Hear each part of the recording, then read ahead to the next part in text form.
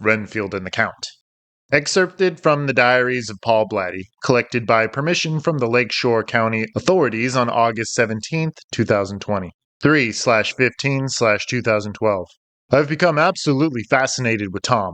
These last few months of my high school year, I have taken it upon myself to better understand him. I found that during lunch I strike up individual conversations with Tom as my other friends sit stupidly with their hands in their laps. We talk about music and girls and most of all, death. Tom has studied many different philosophical writers, such as Plato and Immanuel Kant, and transcendentalists like Ralph Waldo Emerson and Henry David Thoreau. He also speaks highly of John Locke, and once argued that a human soul has a mind of its own. For someone who has such a negative outlook on life, Tom is well read with the works that express the exact opposite. He keeps his mind open while keeping it closed. Though we talk a lot about the possibility of a god and the specialities of life, we do not discuss Tom's ambition to become a serial killer. Apparently, I am the only one he has entrusted with his dark secret. I feel honored and a little excited to keep such information. Tom still scares me on a small scale, but I also respect him on a much grander scale. In truth, Tom has said what I have only thought about in my darkest of moments. No matter how much I refuse to accept Tom's theory, I have thought of killing another human being, but these thoughts are passed off as juvenile inquiries, deemed too sinful for coherent contemplation. I'm scared to admit this to Tom. I still remember the day my grandmother passed. I remember watching the life run out of her, and how I retained my tears as though in short supply. Sure, I could have cried, but I was too consumed with the show that was unfolding before me. While my family had hurried out of the room, I had stayed to stare into my grandmother's death mask. I remember looking past her slack jaw into a dark rabbit hole, half expecting to stare heaven in its golden eye. Part of me believes that by watching my grandma die, I've come closer to understanding the mystery of life. By that logic, it appears completely plausible that the more death I experience, the more godlike I will become. I know Tom feels the same way. Tom wants to be God as well, but somewhere he has gotten lost along the way. While I perceive my encounter with death as an assurance of an afterlife, Tom has taken his encounter at the funeral home as proof for tragedy. Whatever he saw there was enough to convince him that life was cruel. Why would a god allow something as despicable as a funeral home to exist, where the dead are showcased for the living and dressed up like life-size dolls? We are exact opposites. We should rub each other the wrong way, but I like to think of our friendship as a magnet, composed of polar opposites, sure to strike a bond. I want to know everything about him. The first question I asked him this morning was if he'd ever killed before. He was leaning up against the lockers at school, waiting for the next period to begin. This is what he said. Never another person, but I've killed a ton of animals. When I was a kid, I used to dissect them. I tried to act as a surgeon at a mortuary, extracting the insides, stuffing them with sawdust and hay, before sewing them up. They never kept. I asked him who he absolutely hated. Who would be the first on his list? I don't have a list, he said. It's useless to hold grudges. No one can hurt me. I decided that a long time ago. Then how would he decide who to kill? He laughed. I'll play it by ear, he said. I suppose I'll just choose at random, when my urges are too overwhelming for me to control. Then he told me that he channeled his aggression by killing animals in the lakeshore woods, usually rabbits and squirrels. I want to go with him the next time he goes hunting, but I am too ashamed to ask. I'm afraid that Tom will laugh and blow me off, and most of all, I am afraid of what it could lead to. I want to be like Tom in some respect, but I certainly don't want to formulate into a serial killer, the worst breed of monster on this earth. I don't want to be evil, yet I remember what it feels like to witness the miracle. I just want more of that. I don't know how to go about proposing my interest in Tom's extracurricular activities. It is like turning myself inside out and asking, how do I look? Tom can do it. He is at peace with his dark side. Here, in my last year of high school, my monster's full potential is not yet realized, and what little of a picture I have in my mind is too ugly and blurry to make out, like a face inside a dream. Still, Tom smiles as he discusses murder. 6/05/2019. The pen and needle killer. It kind of rolls off the tongue. In Texas, a body was found last Thursday with all its blood drained. I've included the newspaper clipping here inside this journal. How like a doll the victim must have looked.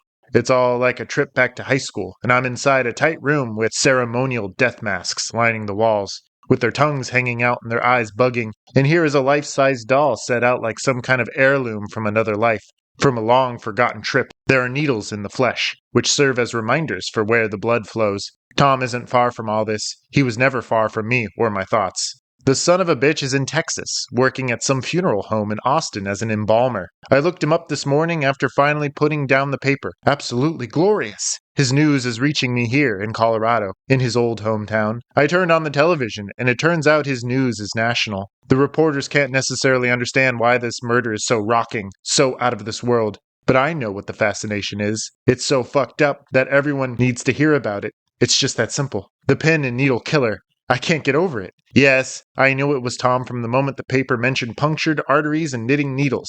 There isn't a doubt in my mind. Along with this new assurance, there's also something strange coming over me. I'm shaking even as I write these words. It's as if a leash is pulling me. But in all sorts of directions, back and forth and side to side, I can't explain why. But I keep picturing Tom in my mind as I once knew him. He's holding the leash.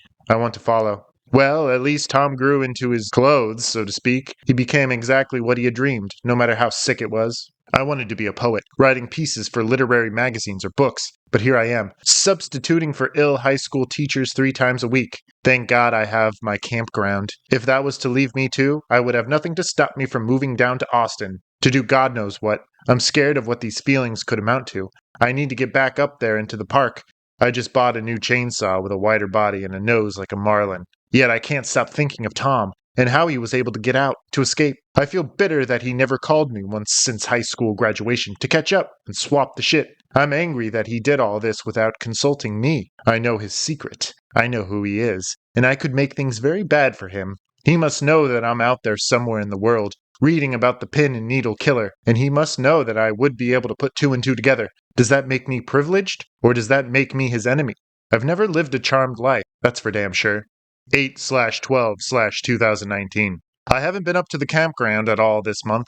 It's beautiful weather, but I can't seem to get out of this town. There's one thing that's keeping me grounded here, and it's the daily newspaper. A second body was found in Austin, this one an old woman, laid out in the middle of a dirt road. They say she was there for a day at the most. It was indeed the work of the pin and needle killer. There were the familiar stab wounds and some new accessories. Apparently the words, "Go tell it on the mountain," were spelled out on her chest with an arrangement of different colored thumbtacks. The psycho. What was he trying to say? The authorities can't find any connections between the 2 crimes besides the knitting needles and the lack of blood. The first victim had been a young man in his 20s, a legal partner for some law firm. The woman had just been some woman, ripped off her front porch and found some 200 miles away. There had been an obvious scuffle on the porch. Some broken glass from a cup, a lone broom found on the lawn. The pen and needle killer had swept the dust before making off with the woman. To cover up his tracks, I guess. This led the cops to believe that he had subdued the woman with a chemical, like chloroform, so that he could go back to the house and clean up without fear of her drawing a ton of attention.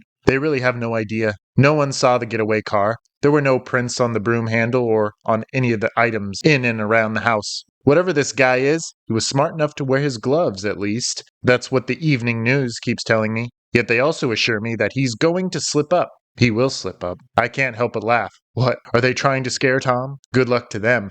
But he is a man without motives. There's nothing they can take from him or give him. 10/23/2019. I wanted to listen, but I thought that would be pushing my luck. I went back to the car and moved it so that I was even further from the house. I saw Tom leave with the girl in his arms. She was wrapped in bed sheets, and he unloaded her into the back of his truck. I followed him back to his apartment and waited some more. Tom was in there with the body, doing God knows what. I must have fallen asleep, and when I woke up, Tom's truck was gone.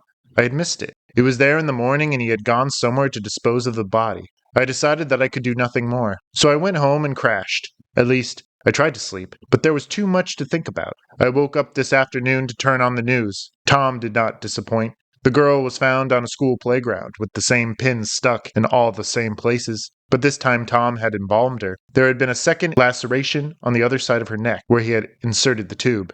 I can't believe this. How idiotic can he be? It will only be a matter of time before cops enter every funeral home in Texas, questioning every owner and director. Tom will be one of these suspects. It is almost like he's egging the authorities on, purposefully leaving his own set of clues. Why would he do something so bold and downright stupid? Why did he come back to Lakeshore? This town is much too small for him to hide. None of this makes sense. Yet, Tom always did work on his own accord, by his own means. He's a lot smarter than the authorities, or even I, give him the credit for. All I know is that Tom is not comfortable anymore. His little thrill ride is over, either because he wants it over or because he got careless. This next murder has changed me as well. It's shown me that I should strive to break out of my own comfort zone. All my life I've lived in the same town, accepting the usual routine and the second-rate job. I want to join Tom on the lam. I have to finish what I've started.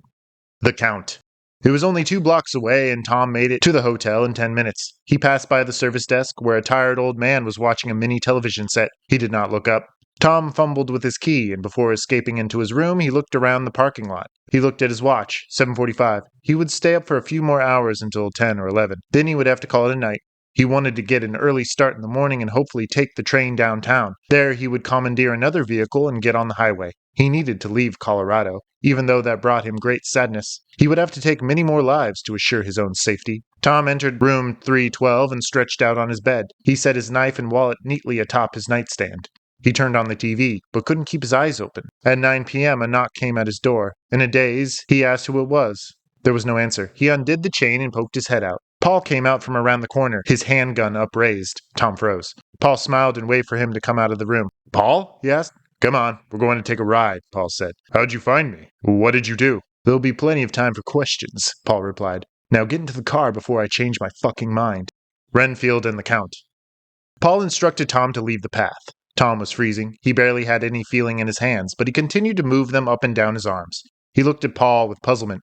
Leave the path and go where? He asked with chattering teeth. Paul pointed his flashlight at the first marker just outside the trail. By now there was a small footpath visible from all of Paul's recent activity. Tom reluctantly stepped off the trail. I'm just saying, you're a lot more human than you think. You're just a little confused. Don't talk to me, Paul snapped. You want to be a monster. You want it more than anything, but you don't know how. You think that if you kill me, you can put something to rest. Once I kill you, everything is going to be set right. You'll see, or maybe you won't. I'm the one that's going to see. You can't get over me, can you, Paul? There's too much going on in your little head. And you think by taking my life, you'll be able to finally think straight. You want to be me. You want to be the pen and needle killer. That angers you, doesn't it? It angers you that I can kill without any hesitation and you can't. You've always been that way. You can't honestly believe that by killing me, you'll become me, do you? You changed my life. Ever since I first met you, I never felt like myself.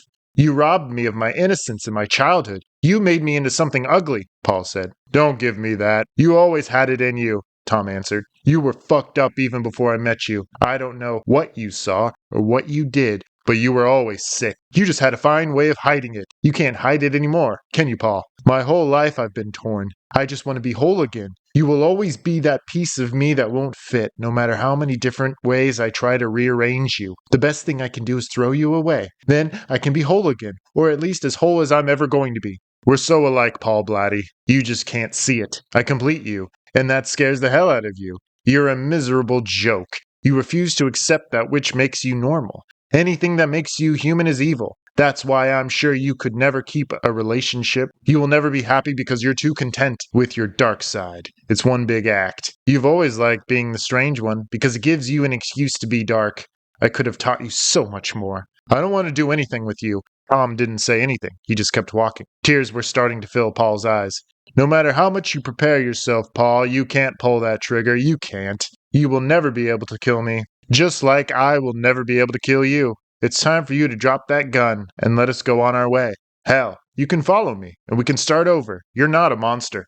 I am a monster, Paul said. No, these feelings don't make you inhuman. Granted, you don't have any self-control, but you're still okay. I have control because I have no moral quandaries. You, on the other hand, have moral limits. You want to kill, but you also know it's wrong. You are trapped within a paradox you can't break. Life means nothing to me, so I can be the cold monster. You need to realize that you are who you are.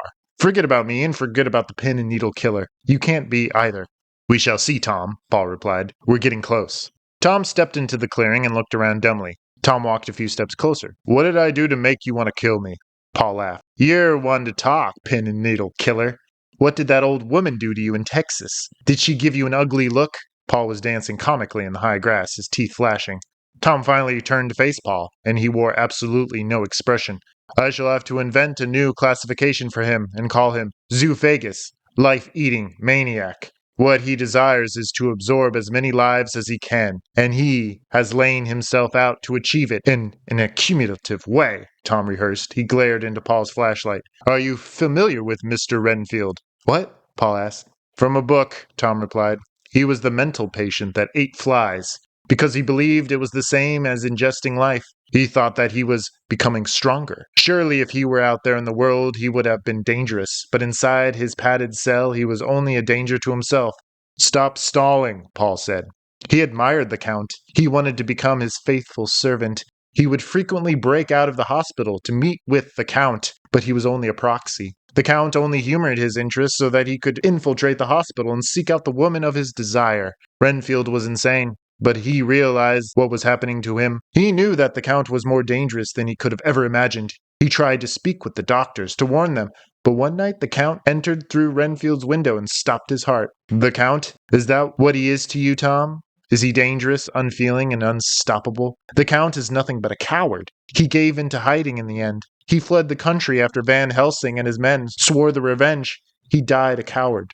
I have tried to keep an open mind, and it is not the ordinary things of life that could close it, but the strange things, the extraordinary things, the things that make one doubt if they are mad or sane, Tom said. His eyes were closed, and his hands were still folded. Are these your last words? Paul asked. Is that it? Tom reopened his eyes and started to advance on Paul. Don't come any closer. Do you hear me? Get back! Tom was walking even faster, his heavy arms swinging. Paul fired the gun, but prematurely. The bullet whizzed past Tom's shoulder, and the second shot went into the ground. Paul screamed as Tom punched him in the stomach. The third bullet buried itself into Tom's shoe, barely missing his big toe. He threw Paul against one of the stumps and his skull bounced. He fired again, and this time the gun was aimed at the sky. Tom grabbed Paul's wrist and wrestled the weapon away from his sweaty fingers. The fifth bullet was a misfire, and the gun went hot. Paul squealed and nursed his blistered fingers. Tom dropped the pistol into the grass, attending to his own hand. He kicked Paul hard in the crotch. Paul fell over onto his side, weeping uncontrollably. His hands were busy tearing at the grass and raking into the soft dirt underneath. I am! Paul screamed. I am! Tom kicked him again. I don't know what you are, Paul, he said. I've been wrong in the past. When it comes to you, there is no classification. Tom gathered the pistol and cocked it for good measure. He aimed it at Paul's forehead. Paul looked up, but not at Tom or at the gun's barrel. He was looking at something over Tom's shoulder, and whatever it was, it caused him to stop crying. His mouth dropped open and his eyes grew to the size of coasters. Tom turned his head momentarily, yet there was nothing to catch his attention. There was only an empty clearing. He glanced back at Paul and frowned. Paul was smiling now. Somehow he was a child again, and Tom no longer existed. Tom turned around a second time, but there was nothing out of the ordinary. Paul, can you hear me? Paul was giggling. Spittle ran freely down his chin. Across the clearing, in Paul's mind's eye, a tree was burning. Brilliant flames of orange and red consumed the trunk in a healthy silhouette against the dark background. The fire met at a fine point near the canopy, spitting plumes of black smoke into the air. All the tree's limbs were bent up, as if to reach for the moon with blackened fingertips. Wood was popping and cracking, while bright embers, that resembled fireflies, rained down on the clearing and died before ever touching the earth. Somewhere near the middle, there was a tremendous crack, and the tree was in two pieces. Paul could hear the tree scream as it fell inward. The fan of fire embraced him like a warm washcloth against his forehead, and he knew that it was finally time to get some sleep. Tom shot him twice in the temple, before jamming the pistol into his pants. He found himself lost more than once, and it was only a matter of backtracking to the last marker. He regretted not taking Paul's flashlight with him. In the darkness, he was becoming more and more disoriented. His stomach was beginning to bubble, and his depth perception was doing him little good. Twice he stopped to vomit, but it wasn't from the cold or dark. It was from the image of Paul giggling through a mouthful of spit, and how quickly that smile of his had dropped once dead. Tom stumbled out of the woods and leaned upon a boulder for support. The trail was rolling out below him like a red carpet, and he gratefully followed. He didn't even realize that he was running.